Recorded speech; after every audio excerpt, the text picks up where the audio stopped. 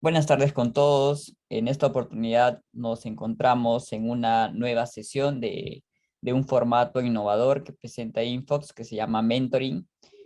Un espacio creado para todos aquellos alumnos de economía y finanzas y egresados que sueñan pues pronto, digamos, en irse a un programa de maestría, a un programa de doctorado de una de las mejores universidades del mundo. Por eso que tratamos de traer, digamos, a estos casos de éxito de estas personas que con muchísimo esfuerzo, a través de distintos caminos, han llegado a estas universidades, no a las mejores universidades del mundo. En la anterior sesión habíamos tenido la gratísima compañía de Fernando Mendo, de la Universidad de Princeton, y hoy tenemos pues a Álvaro Cox, que es estudiante de doctorado de la Universidad de Yale.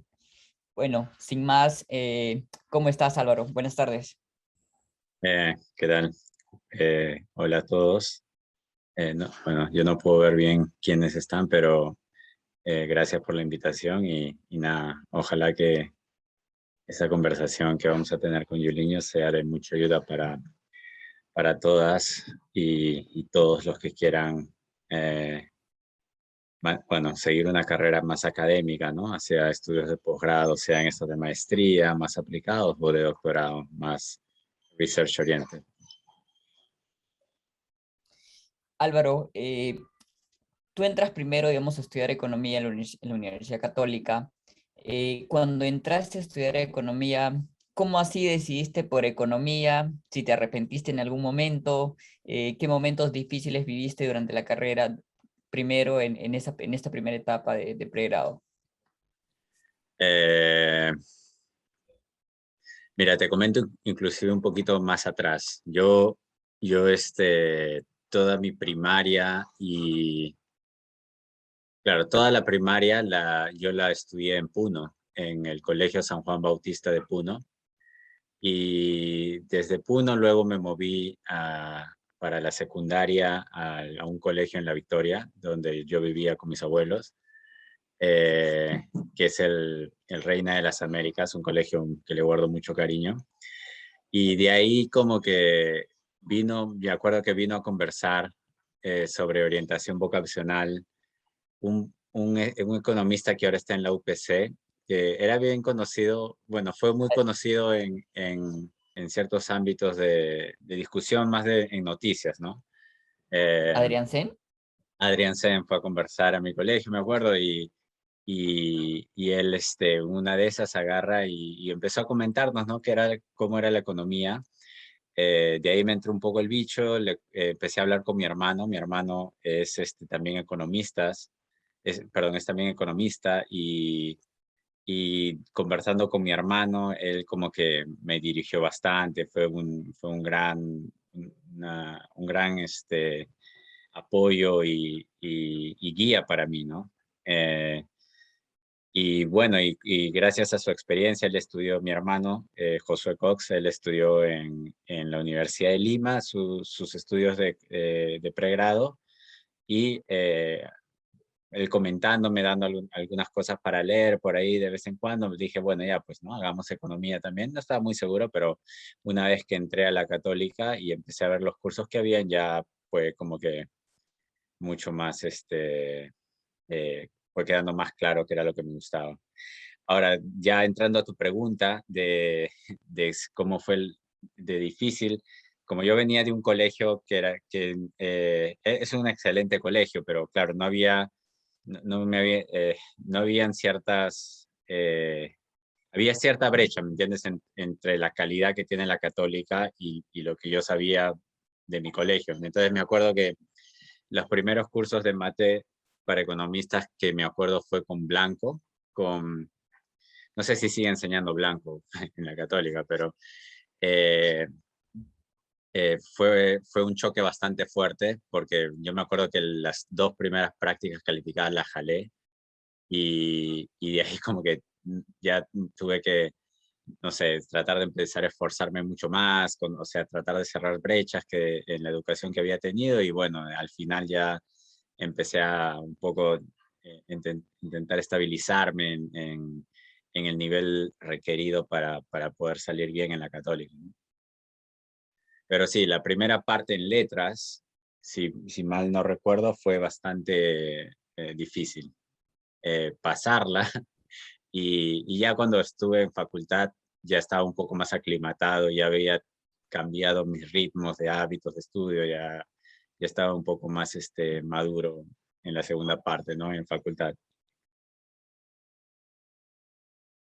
Álvaro, ¿en qué momento, porque la mayoría que nos están viendo están en octavo, séptimo, noveno, décimo, algunos recién acaban de egresar, ¿en qué momento tú dices, yo quiero hacer un programa de doctorado? Antes todavía de pensar en Yale, ¿no? O sea, primero, creo que esta primera pregunta es, porque es bien complicado, ¿no? He conversado con muchos doctores también y es bien difícil esta decisión de hacer academia porque hay una gran etapa, porque son 5 años, ¿no? Donde uno y además llegar a esos 5 años del doctorado antes, ¿no? Hay todo un camino. ¿Cómo así decides, ¿no? O cómo así, digamos, te aseguras y dices, yo quiero hacer academia, quiero ir por un programa de doctorado? ¿Cómo fue esa decisión? Eso fue algo que fue naciendo claro, en el octavo, noveno ciclo. Y yo creo que depende mucho de los profesores que tienes y, y la manera como ellos logran motivar a sus alumnos. O sea, yo, por ejemplo, bastante del tema de hacer de un posgrado venía también por el interés que yo tenía, que eran más temas de crecimiento económico, desarrollo, ¿no? Y crucial en ellos fue tener clases con profesores como Oscar Dancourt, como José Gallardo, Janina León, ¿no? Que son profesores, que fueron profesores que, claro, te dan ingredientes de ciertas nociones sobre por qué es interesante, por qué uno debería preocuparse por cuestiones sociales, ¿no? Y claro, y te das cuenta que a medida que vas aprendiendo, te vas dando cuenta que cuánto no sabes en verdad, ¿no? O sea, cada vez que lees algo sientes que tienes 20 veces 20 otras cosas que leer, ¿no? Y eso inclusive me sucede ahora, ¿no? Tú lees un paper y ves que hay 20 más referencias y cosas que no sabías y tienes que ir por ahí, ¿me entiendes?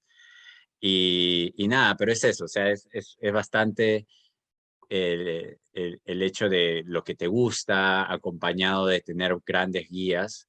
Yo tuve gran suerte de tener guías ahí en la Facultad de Economía de la Católica que eran personas geniales, ¿no?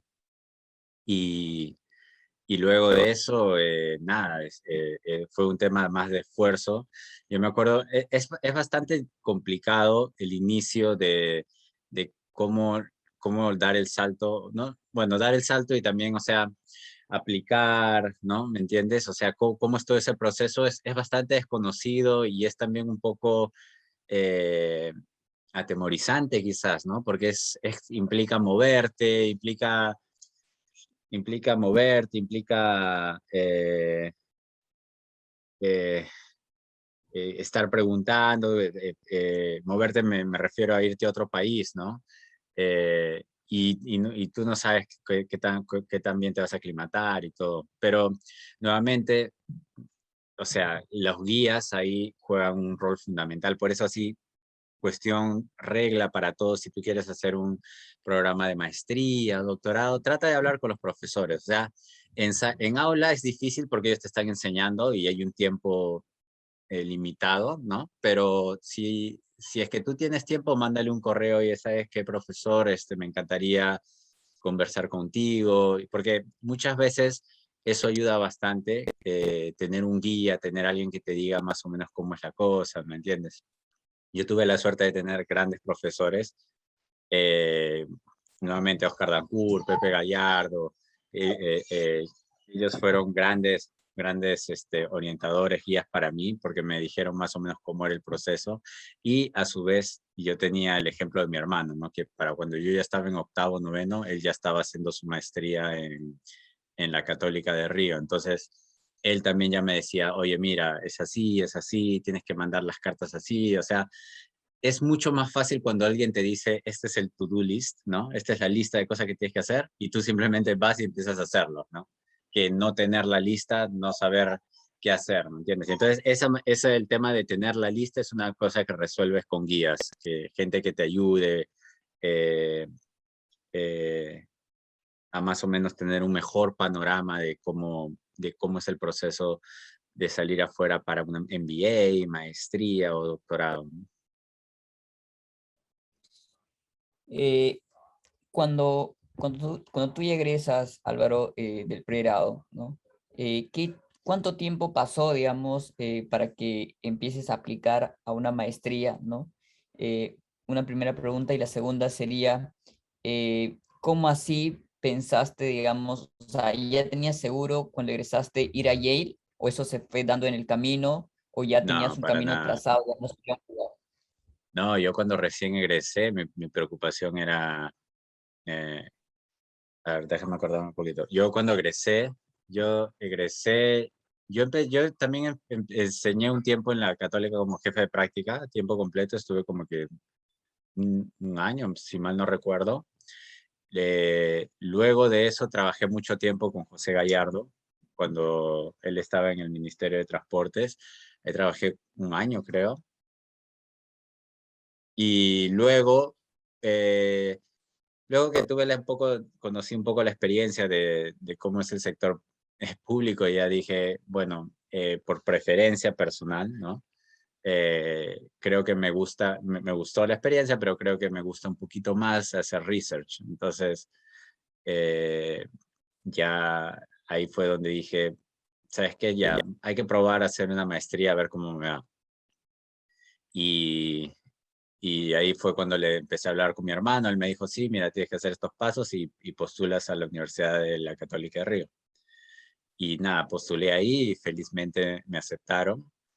Y es un poco más sencillo ir a este tipo de maestrías como la de Río porque ahí no pagas nada, ¿me entiendes? No cuesta la maestría y aparte te dan un sueldo. Para Río no es mucho, pero bueno, al que sea, ya hay una ayuda económica por ahí. Entonces, ese tipo de cosas hace que ya tu mente se enfoque solo en estudiar. Y claro, y eso sí es importante, ¿no? Cada vez que tú vas afuera y empiezas a estudiar con otras personas, el impacto que tiene en ti empezar a conversar con alumnos como tú, pero de otras partes del mundo. En mi caso, yo estaba en mi cohort era todos brasileros, pero eran brasileros que eran los seleccionados, o sea, lo mejor de lo mejor en Brasil, ¿me entiendes? Porque la Católica de Río es como que la mejor, una de las dos mejores universidades en todo Brasil, ¿no? En Brasil son 150 millones de personas. Y ahí te das cuenta que, claro, hay una parte que te da la universidad, grandes profesores que tiene ahí, y hay otra parte que es el día a día de aprender con tus compañeros. Y eso fue un salto tremendo, ¿no? Yo conocí personas así geniales, geniales, geniales, inclusive atemorizante cuán inteligente eran. Y nada, simplemente esa interacción hace que tú mismo te trates de empujar tus límites, hace que aprendas mucho de ellos, ganas amistades para toda la vida y nada, es algo bonito en ese sentido, ¿no? Ese es uno de de las grandes experiencias que tú puedes tener cuando te vas a estudiar afuera. Las personas que conoces, las experiencias que ganas, cuánto aprendes, aparte de los profesores, ¿no? Eh, y después o sea, el primer año es de clases, pero en el segundo año ya tienes que crear una tesis, ¿no? Y en ese segundo año es que yo empecé a interactuar mucho con Claudio Ferraz, que es una de los profesores líderes en los temas de political economy. Y ahorita él está como profesor en University of British Columbia. Y nada, trabajamos en conjunto una investigación una investigación histórica, institucional sobre el Perú. Y fue un trabajo bonito, a los dos nos gustó y dijimos, oye, esto suena que tiene futuro y puede ser algo que puede ayudar mucho a tratar de entender el proceso histórico del país, ¿no? Del Perú. ¿Por qué no le invertimos más? Entonces, hubo todo un trabajo de recolección de datos históricos y bueno, ya empezamos a ser coautores, Claudio y yo, nada, aún seguimos trabajando en el paper, pero él fue el que más o menos ya en esta interacción me empujó a aplicar afuera y es donde ya decidí completamente si esto es algo que me gusta, esto es algo que quiero hacer y nada, empecemos a aplicar. Y en esas, y bueno, Claudio, por el nombre que tiene, o sea, en el proceso de aplicación, claro que cuenta tus notas y claro que cuenta el GRE, pero las cartas de recomendación que puedes tener son cruciales, ¿no? Y más allá, y no es tanto, claro, aparte de la carta es que cuando eres un profesor del nivel que tiene Claudio, es tipo llamar, hacer una llamada telefónica a Daron Acemoglu o hacer una llamada telefónica a Timothy Guinén o a Costas Meguir y decirles, oye, ¿sabes qué? ¿Cómo estás? Tengo a alguien aplicando o sea, ya es otro nivel de competencia para que te logren colocar allá, ¿me entiendes? En ese sentido, es otro value added, ¿no? Que tiene irse a estudiar afuera. Aunque creo que ahora en el país, en la maestría de la Católica, por ejemplo, no conozco muy bien cómo estará la maestría de la UP, la verdad no sé, pero ya están trayendo gente de afuera también, ¿no? Y bueno, hay profesores también peruanos que son muy buenos, y hay más vínculos, ¿me entiendes? Con gente de JPAL, creo, o IPA, entonces también ya hay esa dinámica que pueden colocarte bien. Entonces, esa es la idea, o sea, por donde vas, o sea, si es que te vas a hacer una maestría afuera o en el Perú, tratar de hacer entablar una buena relación con un profesor en la cual ambos, tú y él, tengan eh, intereses comunes de investigación y que por ahí pueda escalar hacia algo afuera, ¿no? Álvaro, ¿y cómo fue tu proceso de aplicación? Porque la mayoría aquí en la sala no conoce, digamos, un proceso de aplicación a una maestría, por ejemplo, como Río. ¿Cómo aplicar a Río? ¿No? O sea, ¿qué tips tener en Claro. cuenta? Digamos, todas las recomendaciones que os puedas dar. Ahí, claro, en verdad, yo tampoco sabía, ahora que recuerdo, fue algo como que yo tuve la suerte, ¿no? Pues, como te digo, que mi hermano estudió ahí, él le aplicó antes, entonces, eh, yo creo, bueno, después si es que tienes tiempo en algún momento, invítalo y él te va a comentar cómo él lo hizo desde cero, que eso es lo que me pareció extraordinario de él, ¿no? Que él fue el que más o menos abrió el camino ahí. Eh, pero a mí él me pasó la página web, básicamente tú vas, o sea, toda universidad que tú quieras aplicar, simplemente tienes que poner en Google, ¿no? El nombre de la universidad, departamento de economía y programas el programa al que cual quieras aplicar, ¿no? Programa de maestría, programa de doctorado. Una vez que entras, ahí dice requerimientos o application process, ¿no? Ahí entras clic y ahí te da un detallado con los deadlines, todo. Creo que hay todo un tema logístico, ¿no? Que cuando tú te vas a aplicar a una universidad en el Perú es mucho más sencillo, porque ya como que ya conoces más o menos los procedimientos a hacer, pero cuando te vas afuera, hay un tema de que tienes que hacer ir a SUNEDU, ahora creo, ¿no? Ahora tienes que ir a SUNEDU, creo. También apostillar, cuestiones en el ministerio. O sea, ya hay un tema de que hay más servicios o instituciones del Estado que tienes que ir a coordinar con ellos. Y, y entonces, bueno, una vez que ya tienes todos los papeles bien hechos, ya mandas tu carpeta por mail, creo, FedEx, y nada, llega ya. Eso por lo menos es lo que sucedió en la Católica de Río. Eh, yo creo que hay bastante gente ahí, por ejemplo, no sé cómo hizo Mendo, pero hay algunos que se han ido de Chile, por ejemplo, hay otro peruano que estudia conmigo acá en Yale, que es Pedro Casavilca, que él lo hizo desde Chile, entonces quizás en Chile hay otro proceso. Hay otro también que es Gonzalo Rivera, que él lo hizo desde la Pacífico, creo. Y creo que él entabló una bonita relación con un profesor de afuera que viene a enseñar a la Pacífico, entonces otro canal.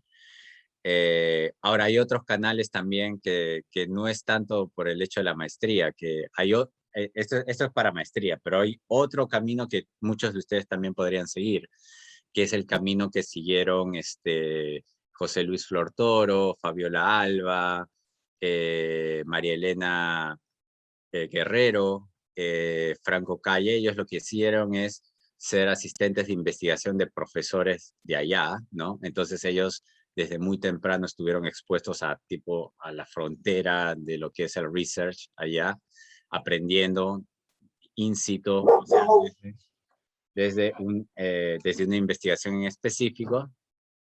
Y claro, ahí, bueno, ahora ya los ves, ¿no? Súper colocados. Uno está en Northwestern, el otro está en Chicago, Fabiola estuvo en Brown, ahora está en Columbia, María Elena está en UCLA. Entonces, o sea, eh, ellas son casos de éxito también, ¿no? Que creo que es bastante importante resaltar, que deberías invitarlas. Los otros, bueno, ya también, ¿no? Chicago, Northwestern son súper universidades. Siento que muchos peruanos ahora, hoy en día están saliendo, ¿no? O sea, no sé cuánto en términos relativos era antes, pero yo siento que hay mucha gente que está saliendo hoy en día de Perú y a muy buenos programas. Yo me acuerdo que cuando estaba en la Católica de Río, yo fui jefe de prácticas en la Católica de Río y entró un peruano que era Carlos, no, escúchame, sí, me va a matar que ahora que me he olvidado su nombre. Está en el MIT ahorita, haciendo su doctorado.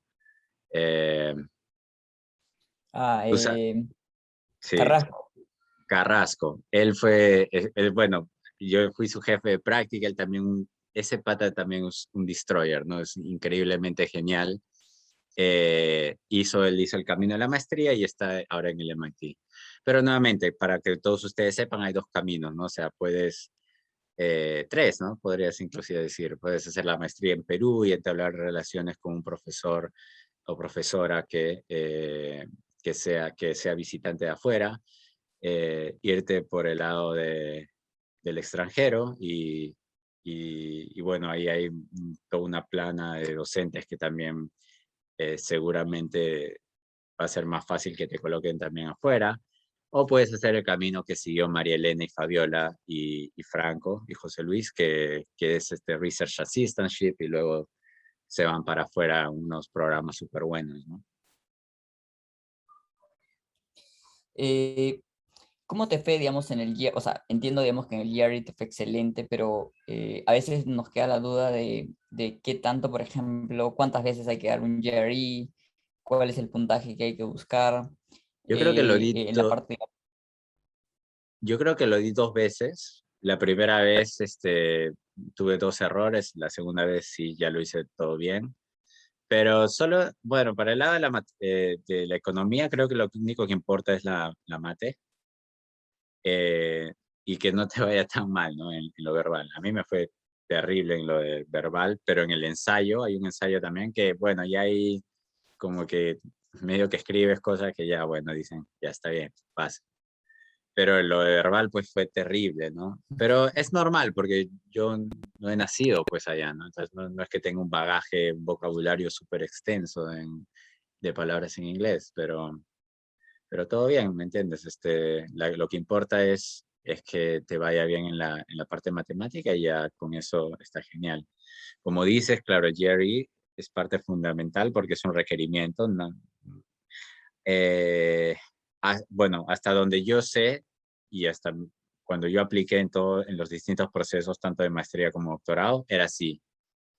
Creo que hay algunas universidades que están levantando el requerimiento del GRE, pero no, creo que no son muchas, son solo algunitas. Entonces, claro, es fundamental mantener eh, en cabeza que en algún momento vas a tener que hacer el GRE. Y claro, y es un proceso, ¿no? Yo me preparé creo que 2 meses para dar el GRE y nada, lo di y un par de veces y a la segunda me fue bien. El TOEFL también, ¿no?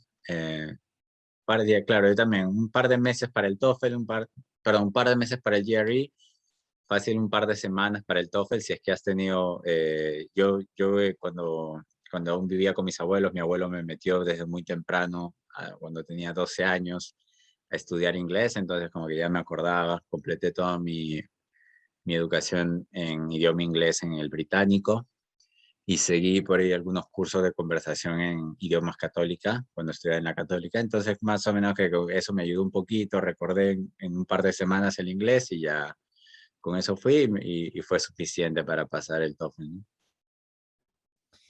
Allá en Río, digamos, porque seguramente la duda que tienen muchos aquí en la sala es, ¿las clases eran en inglés, No, en portugués. digamos, en portugués? O sea, ¿tuviste que aprender portugués o ya sabías portugués?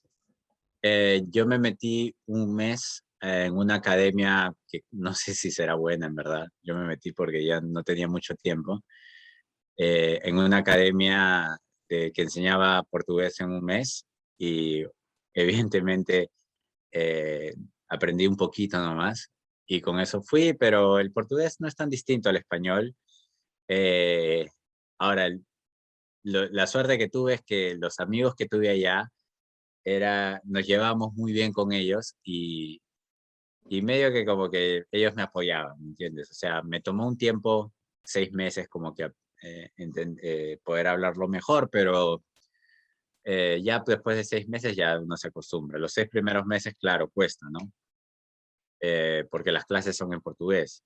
Pero ya uno se acomoda, uno se aclimata, ¿me entiendes? Y entonces en ese sentido está genial. Eh, pero nuevamente, o sea, es algo que no lo veas como algo como que, pucha, no sé portugués, puede ser terrible. Velo más como una oportunidad de que ponte siempre un challenge, ¿no? Frente a ti. O sea, tómalo como que, pucha, puede tener la oportunidad de aprender una maestría y aprender un idioma más. O sea, creo que ese paquete de cosas es genial, ¿no? Si tú dices, bueno, sufrir un poco, pero luego al final de eso, tener una maestría en la Católica de Río y saber portugués, bueno, ¿quién no paga ese costo, no? Ujú. No, excelente. Y dentro de tu primera etapa entre el cambio entre la católica y haber tenido un par de trabajos en el sector público y dentro de la católica también, y pasar a la PUC Río, ¿cuál fue el reto más importante? Digamos, ¿tuviste, digamos, en algún momento, se te pasó por la mente quizá decir, está muy complicado, o cuál fue, digamos, o tuviste algún momento complicado dentro de este proceso de adaptación? Sí, sí, sí es complicado, pues, ¿no? O sea, es complicado porque primero eh, es la primera vez que vivía solo allá y entonces los primeros meses fue difícil, pero bueno, ahí tienes familia y bueno, personas a tu alrededor que siempre te apoyan. Eh, Me acuerdo que fue complicado otra vez cuando recién llegas a Brasil, hay los 2 primeros meses, enero y febrero, hay como que una introducción a qué es matemática y estadística. Y el primer profesor de matemática, bueno, el profesor de estadística fue genial, muy bueno. Luego entablamos una bonita relación con él también. Pero el profesor de matemáticas, el primero fue genial, el segundo fue un pata o sea, nos enseñó un pata que es un genio, ¿no? Y creo que fue el primer brasilero que había ganado una medalla de oro en las Olimpiadas Máster de Mundiales. Y además de eso, fue profesor y orientador de un medalla Field, ¿no? El único medalla Field que ha tenido Brasil en su historia, y creo que en Latinoamérica, fue alumno de este pata, ¿no? Y entonces, el pata, pues, cuando hacía sus preguntas, él pensaba que todos tenían ese nivel de genialidad en matemática, ¿no? O sea, ni siquiera te digo economía, o sea, en matemática, que es 3 niveles de abstracción más arriba. Entonces, yo me acuerdo que el examen final, todos, el grado, los grades están entre 0 y 10, y nosotros éramos 20 alumnos, y 19 sacamos entre 0 y 1, y uno, que es el que está ahorita en Harvard, ¿no? Es uno de una persona genial, mi amigo. él sacó 7. Y fue pues algo que nadie se lo esperaba, que, o sea, nos habían destrozado. Entonces todos decíamos, pucha, ¿qué va a ser de nosotros? O sea, cuando quieras aplicar, si quieres aplicar afuera, van a ver que has sacado pues entre 0 y 1 en matemática y nadie te va a querer aceptar. Entonces, fue un golpe bien fuerte, yo me acuerdo de ese episodio. Pero luego nuevamente, lo mejor que puedes hacer cada vez que te sientas perdido es mandar un email a un profesor o a alguien que tú te sientas cómodo, ¿me entiendes? Y le mandas un email, les dices más o menos, oye, mira, ha pasado esto. Yo me acuerdo que mandé un correo al profesor de matemática, que era muy buena gente, y también, no al segundo, no al primero. Y, y también a mi hermano, ¿no? Y recuerdo que también conversé con Pepe Gallardo, y nada, entre los tres es como que no te preocupes, eso en verdad no cuenta para nada, es más un tema de cuánto te esfuerzas. Y es verdad, o sea, al fin y al cabo ellos no evalúan la condición inicial, ¿no? ¿Cómo llegas allá? Ellos evalúan cuánto creces, porque ahí es donde se dan cuenta cuál es el nivel de habilidad que tienes, el crecimiento que tienes. Y que en base a eso ya te van colocando. No, en verdad que muy buen mensaje porque en el Perú creo que, imaginemos, ¿no? Si ponemos en la condición inicial, pues todos estamos perdidos prácticamente.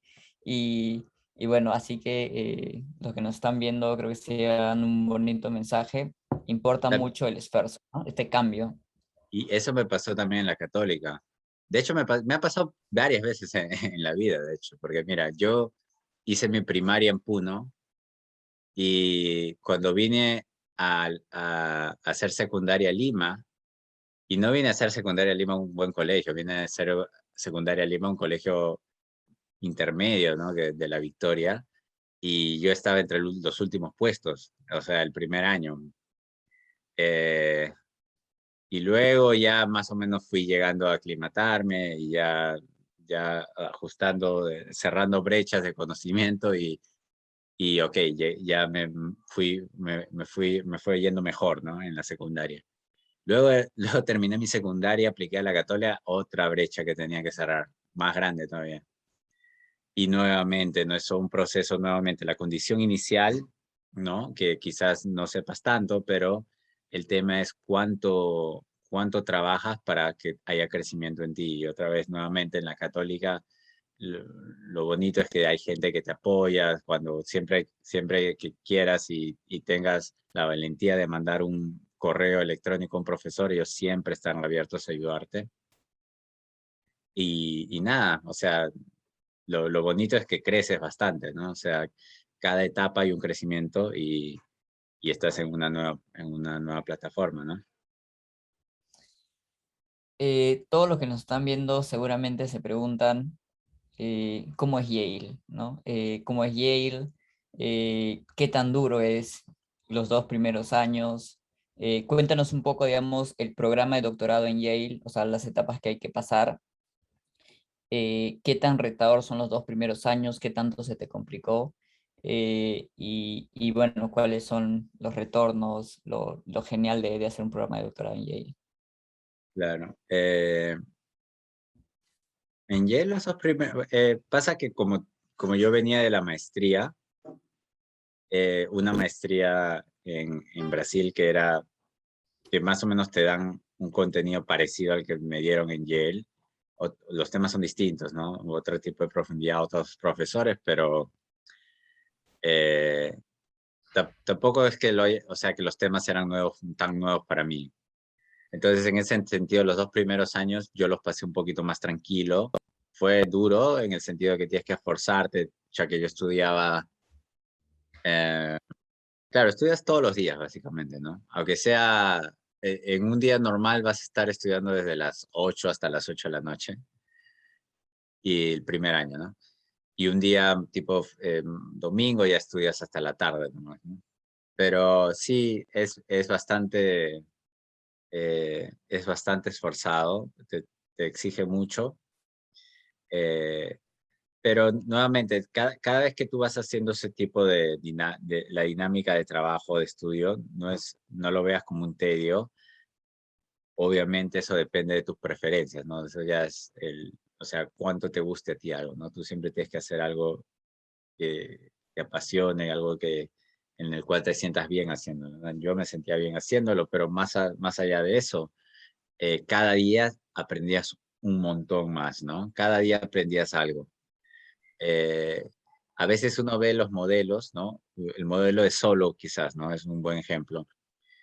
Uno empieza a darle unas 20 vueltas en pregrado, 40 en maestría y 50 en el doctorado y te das cuenta que cada vez que lo lees, aprendes un poquito más y logras entender por qué Robert Solow estableció un modelo, por qué él escribió el modelo que escribió, ¿no? Qué es lo que él estaba viendo en la realidad, por qué lo hizo de esa manera, por qué personas antes que él no lo hicieron, o sea, cuál fue la genialidad de él.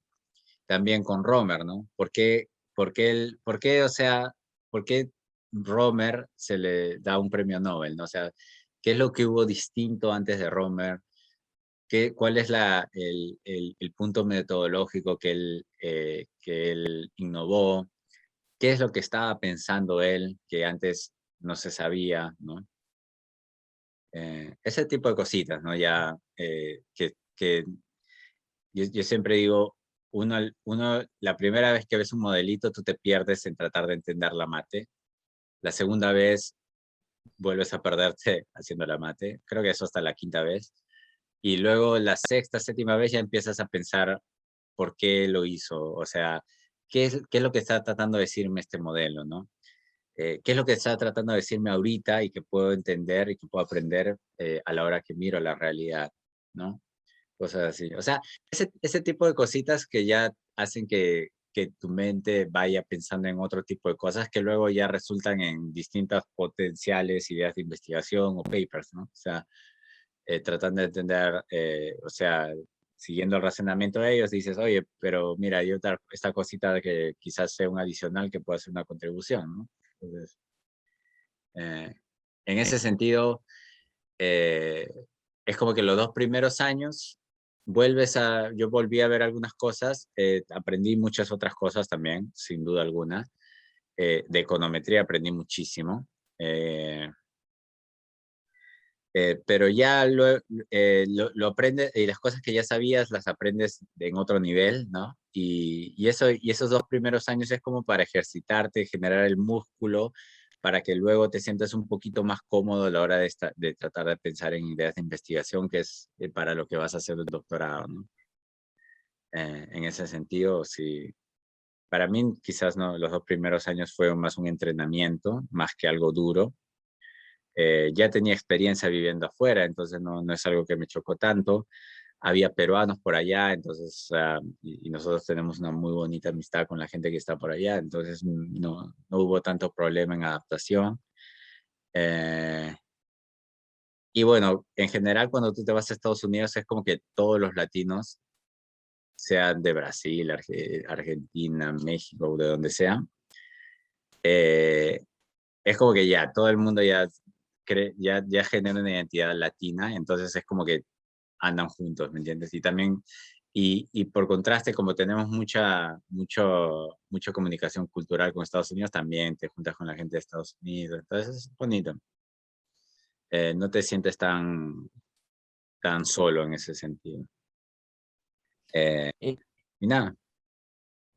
este paso, digamos, de la PUC Río, digamos, a Yale, ¿no? Y nos habías contado un poco tu formación de inglés en el británico.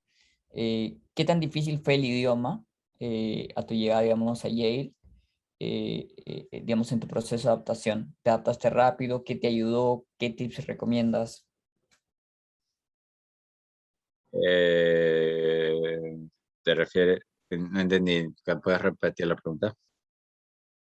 O sea, en tu paso de PUC Río, que, digamos, viviste prácticamente hablando en portugués, ¿no? Que sabías muy bien el español, pero el inglés ya habías tenido oportunidad, digamos, de usarlo bastante. Así que en tu llegada a Yale, ¿qué tan complicado te fue el uso del idioma? Y lo otro sería, pues, ¿fue duro ese proceso de adaptación? ¿Qué tips recomiendas? Sí, es complicado conversar en inglés los primeros meses, pero te adaptas muchísimo. Es que allá no es como en Brasil que la proximidad entre los dos idiomas es muy grande, ¿me entiendes? Entonces es como que realmente no practicas nada de inglés. Eh, y me imagino que más aún si te vas a hacer una maestría en un idioma, a un país que tiene idioma español. Cuando te vas a Estados Unidos, todo el día hablas en inglés y todas las interacciones son en inglés. Entonces ya en 2 meses ya estás tranquilo ya. Obviamente, seguro que no vas a hablar pues como alguien que ha nacido ahí, ¿no? Pero puedes relacionarte y establecer una vida tranquila ya sin ningún problema. Ahora, obviamente siempre hay un tema de que o sea, a veces en la burbuja que estamos nosotros como estudiantes de doctorado allá, es realmente una burbuja, ¿no? O sea, eso ignora mucho los temas que puedes encontrarte en otros escenarios, ¿no? Dentro de la burbuja de la universidad es un ambiente muy sano en términos de cómo se relacionan distintas culturas, ¿no? Distintas personas que vienen de distintos países, esto es mucho respeto y mucha cordialidad, por lo menos de lo que conozco en Yale. Eh, Fuera de eso, claro, ya es un tema de hecho, que en algún momento vas a estar expuesto a ciertas fricciones culturales por ahí, ¿no? Pero entonces es más, eh, es más, es más claro, si es que en algún momento tienes esas experiencias, siempre la universidad pone un montón de recursos para que te apoyen, te ayuden ahí. Y nada, sí, pero en general, o sea, es casi nulo el contacto que tienes con esas experiencias. Entonces, si es que dentro de la burbuja de la universidad es un ambiente muy sano, muy bonito, de mucho intercambio de ideas entre tus compañeros que vienen de distintas partes del mundo. eh, sí, no, eso es una experiencia muy bonita. Cuando ya estás terminando la maestría en PUC-Río, nos comentabas, ¿no? Que asentaste mejor la idea de economía del desarrollo, ¿no? Crecimientos, que fueron los temas en los que dijiste, esto es lo que quiero hacer. Eh, ¿Cuáles fueron las, no sé, dos, tres, cuatro, cinco universidades que tú elegiste para aplicar al doctorado? Y si Yale fue tu primera opción siempre, que es una cosa importante también, ¿no? ¿Y a cuántas universidades recomiendas aplicar para un programa de doctorado? Eh, ¿Te refieres a, o sea, sí, tú estás preguntando si por ciertas recomendaciones a la hora de aplicar a un programa de doctorado?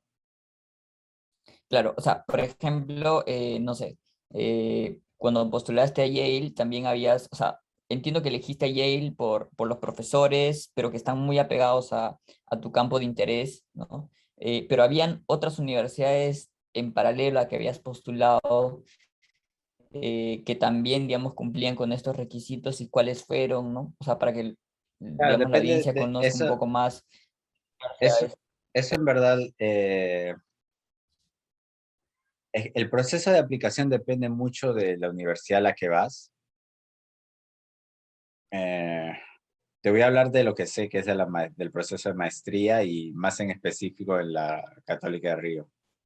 Ahí lo que hacen es, eh, por ejemplo, la gente que se dedica a desarrollo, labor, agarra y dice, ok, de todos los alumnos que se dedican a eso y que quieren aplicar, por favor manden las listas, ¿no? Manden listas de prioridad. O sea, tú agarras y haces un ranking del 1 al 10, todas las universidades que te gustaría aplicar. Entonces, lo que yo hice con nuestros amigos que querían aplicar es, entre todos agarramos y empezamos a decir a dónde nos gustaría ir a estudiar. Y por ahí, pues, algunos les gustaba, o sea, empezamos a discutir entre nosotros, a negociar entre nosotros, sí, a esta universidad, esto no. Y al final converge a una distribución de universidades para cada uno. Y luego de eso mandamos las listas, ¿no? Esas listas se las mandamos a los profesores. Y los profesores ven la lista y ellos empiezan a escribir las cartas de recomendaciones de acuerdo a tus preferencias, ¿no? Y previa negociación con tus otros amigos. Y entonces ya ahí van empujando uno más a una universidad que a otra, ¿me entiendes? Es porque piensa siempre que la idea de una maestría es que la mayor cantidad de alumnos de ellos ingresen al doctorado. Entonces, porque ese es un marketing, ¿no? O sea, de ellos. Mira, nosotros te podemos colocar, nosotros te llevamos allá. Y, y bueno, es básicamente eso. O sea, yo apliqué creo que a 10 universidades. eh, y claro, y él, de las que me aceptaron, y él fue como que la que me gustó más. Y la zona donde está Yale, que es New England, es preciosa. Entonces, claro, todas esas cositas ya me dijeron, como que me empujaron más por la opción de Yale, ¿no? Eh, Te agradezco mucho, Álvaro, digamos, el tiempo. Y para cerrar, que es la última pregunta, Ujú. ¿qué es lo que más te gusta de Yale? ¿No? O sea, en el caso de los profesores, por ejemplo, en el tema del faculty, eh, ¿qué profesores te han asombrado, ¿no? Dentro de Yale? Y tú dices, porque a veces uno tiene ciertas expectativas y dice, me gustaría llevar clases con tal profesor, pero luego llega uno en una clase y dice, bueno, no era lo que esperaba, ¿no? ¿Qué profesor, digamos, te ha asombrado en Yale, ¿no? Buena pregunta. Mm, ah, o sea, en principio, todos los profesores de Yale son gente que, claro, son únicos, ¿no? Eh, Piensa que un profesor en Yale, o sea, piensa que el proceso de tenure toma 10 años, ¿ya? Perdón, 7 años, algo así. Y, o sea, estas personas, o sea, piensa que estos profesores son gente que en 50 años son lo mejor de todas de todas las cohorts, de todos los programas de doctorado de Estados Unidos. Entonces, claramente son personas que son singulares. O sea, una de las personas que más me pareció así extraordinaria, pero en su clase sí, es muy bueno, pero me pareció extraordinario más en los talks. En Yale hay lunches, ¿no? Almuerzos. Y es un almuerzo donde cada almuerzo hay un estudiante que presenta su trabajo, ¿no? Enfrente de del todo el faculty. Y en estos lunch eh, estaba este profesor. Y este profesor es Mark Rosenzweig, ¿no? Es como que la eminencia en economía agraria y del desarrollo. Y, sí, la manera como este pata se puede sentar y escuchar por 15 minutos y ya tener un panorama general de qué está bien y qué está mal con tu idea de investigación, a mí me pareció algo así surreal. O sea, cuando nosotros empezamos a tener ideas sobre qué es lo que realmente quiere decir la persona que está hablando en el almuerzo, él ya tenía totalmente mapeado la investigación. No solo él, todos los profesores, pero él tiene esta particularidad que va al meollo del asunto. Así. Es genial, es un pata súper genial. Otro es Fabricio Silibotti. Él, él también tiene ese estilo. Giuseppe Moscarini también tienen esos estilos. ¿Qué más? Rohini Pande también me parece. Rohini es extraordinaria también. Te doy los nombres de las personas que me asombraron, ¿no? Marina Halak también, una profesora extraordinaria también. Pero ella es más de teoría, ¿no? O sea, es triplemente más extraordinaria. Eh, no sé, o sea, todos son gente singular, o sea. Ahora, en relacionado a quizás métodos de enseñanza, sí, hay profesores que son medio aburridos, ¿no? Cuando enseñas, pero la bibliografía que te dan ya compensa porque aprendes bastante.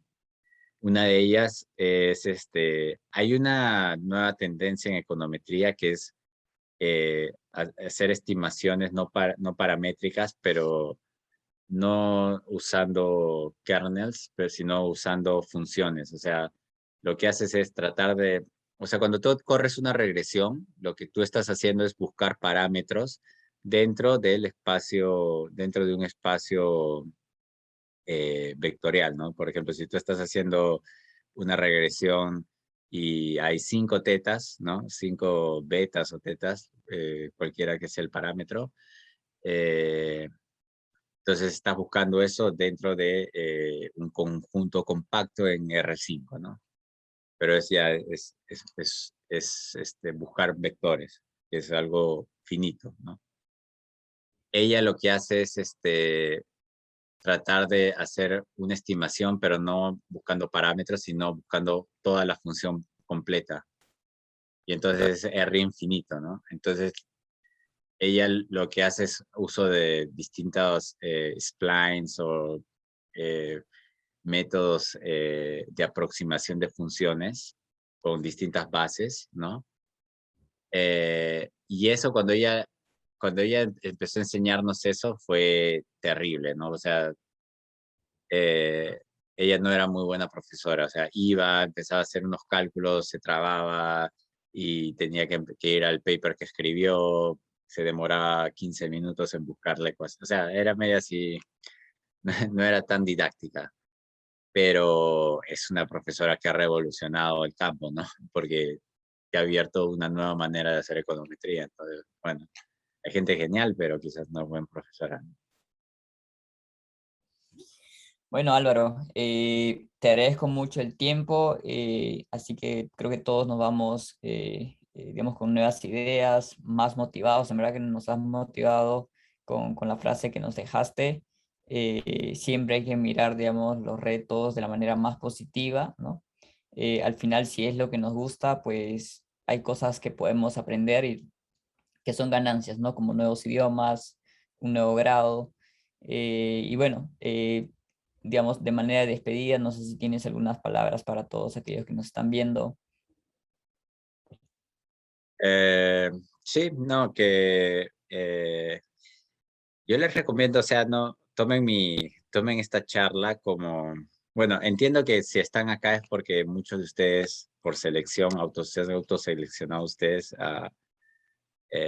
porque les debe interesar en cierto sentido algún programa por afuera, ¿no? Pero si es que no estás tan seguro, yo creo que lo primero que tienen que hacer es conversen con profesores, ¿no? Piensen un poquito, tómense una semana, ¿no? Pensar más o menos qué les gustaría hacer, si es realmente un rubro de investigación lo que les llama la atención, o quizás más bien trabajar en algo más activo, ¿no? Que es como que el sector privado o en el Estado, ¿no? Que hay tantas cosas por hacer en el Estado. Eh, Luego que una vez que ustedes realmente toman en cuenta de qué quieren hacer, por eso es tan importante, uno, pensar ustedes mismos, por darse un tiempo de pensar. Segundo, hablar con personas que las pueden orientar. Cuando ya la tienen más clara, sí, eh, piensen que cuando ustedes dan el primer paso ya no pueden mirar atrás. Vayan con todo, no tengan miedo a arriesgar todo para lograr su objetivo. Eh, no es un camino que lo hace solo, eso no es real, ¿no? O sea, en todo momento, siempre las personas que les va bien es porque han hablado mucho con mentores, con guías, eh, porque han tenido mucha ayuda de esas personas. O sea, nunca es algo que tú naces genio, ¿me entiendes? Es algo que depende de tu esfuerzo, depende de cuán humilde seas para aceptar consejos, ¿no? Yo creo que eso es fundamental. Nunca menosprecien el consejo que pueden tener de un profesor. La católica tiene una plana docente genial. Yo les digo de la católica porque yo he estudiado en la católica, yo no he estudiado en la Pacífico o en la Universidad de Villarreal o en la Universidad La San Marcos o en la UNI, yo no sé, pero estoy seguro que ya también hay profesores con gran vocación y super capos que ustedes deberían ir y conversar, ¿no? O si han estudiado en provincias también, traten de conversar con profesores ahí de provincias, o sea, coméntenles, sí, y no se sientan, o sea, si hay un profesor que les responde de mala manera, que como que no tiene tiempo, es como que, sean emprendedores, vayan y así estudies en